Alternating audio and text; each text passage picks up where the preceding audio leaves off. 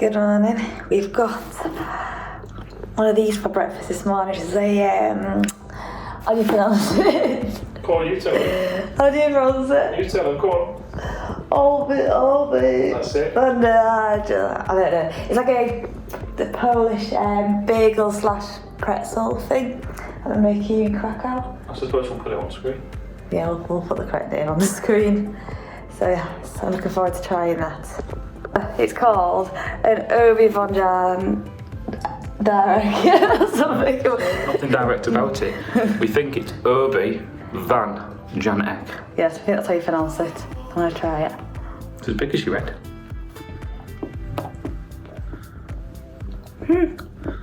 Yeah. Nice. Good. So, we're up and out. We're quickly going to pop to the little supermarket store just to get some snacks, and then we're going to head on the road to Auschwitz.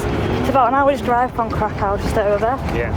And I think we're just going to spend most of the day there. And then I think this evening we're going to head into Krakow Old Town and see what the city has to offer there. So yeah.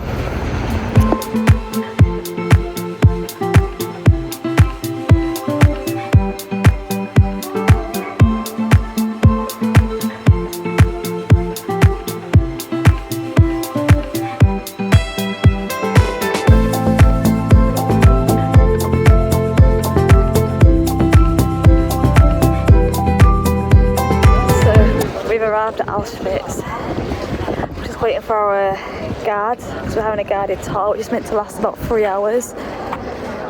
So it's going to be probably a very sobering experience. After arriving and collecting your headset, you head to the main gate where the tour begins. Once through the main gate, you're led to start the tour through some of the buildings that remain today.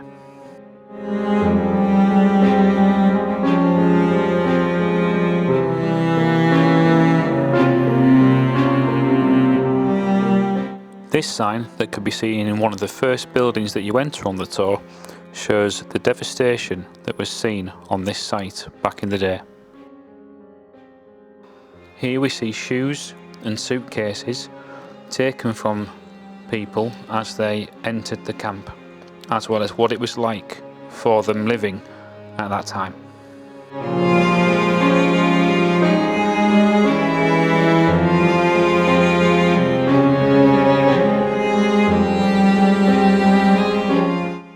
This is just one example of many of the high fences that can be seen around the camp.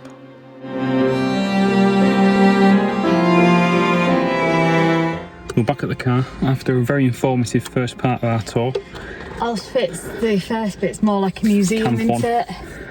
So we're going to head now to Birkenau, which is like a memorial more. A memorial. Well, it's not like a memorial, it is a memorial.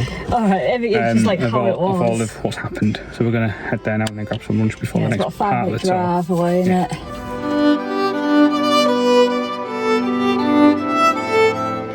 We've made it to Camp 2. Just on our way to get ourselves in.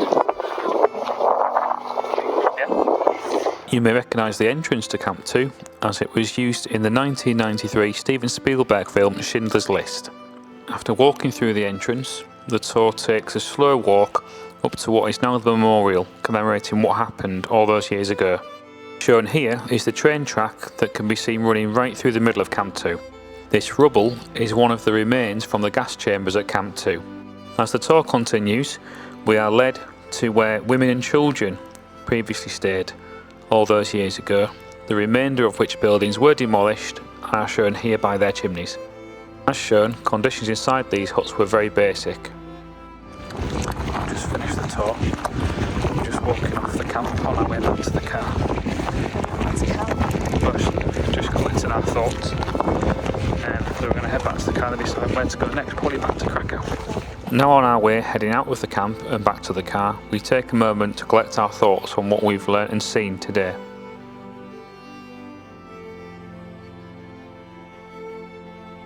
We just left Auschwitz, now we're heading back into Krakow, and we're going to go to one of the mounds. So Krakow's got a few mounds scattered around the edge of the city. Big hills basically, but they provide apparently good views of the city, so we're going to go up one of them today. This one actually does cost to go up. It's works out about £3 each, so yeah, don't ask me what you pronounce it. We'll write the name here on the screen because I cannot pronounce it.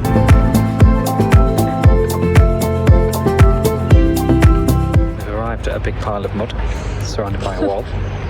The mound. The mound. Gonna get ourselves in and look around and get up the mound. Yes.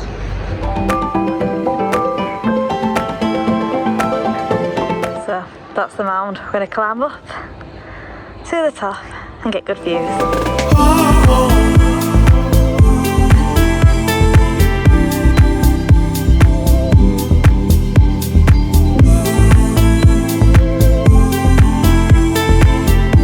At the top of the mound, I cannot pronounce, we'll write it here on the screen, but it's definitely worth going up here. Look at that view. Centre of Krakow, somewhere down there, you can see the castle.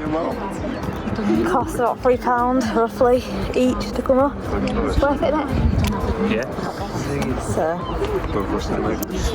that's the hill you climb. Can't really see it properly.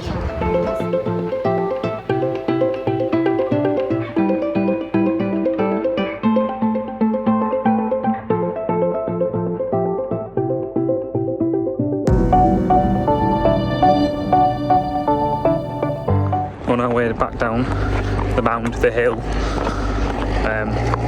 it's worth a look, getting up high and just seeing over the city of Krakow. See the mountains where we're heading later on this trip. And the mountains. Back to the car, and then I think we're heading. Mountains. Then I think we're heading to the apartment. Yeah. We're gonna head out and explore some of Krakow this evening. Hungry as well for tea. You're always hungry. Always hungry, always eating.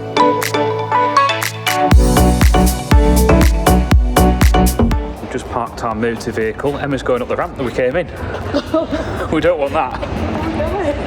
We're going to go take a lift and head up to the apartment and then head into Krakow.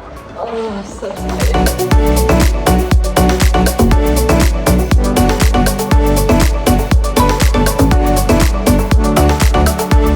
We decided we're going to stay in, so I've come to get some pizza from the shopping centre just nearby.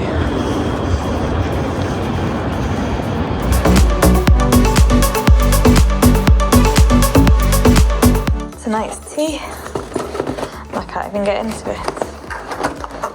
Pizza. He's got a carbonara. And I got a vegetarian.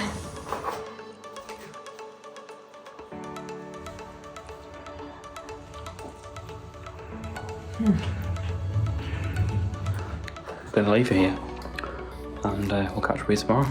We're going to watch the trams go by.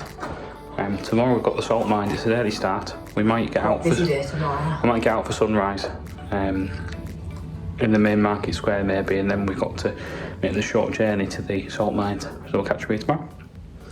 Bye bye. Bye.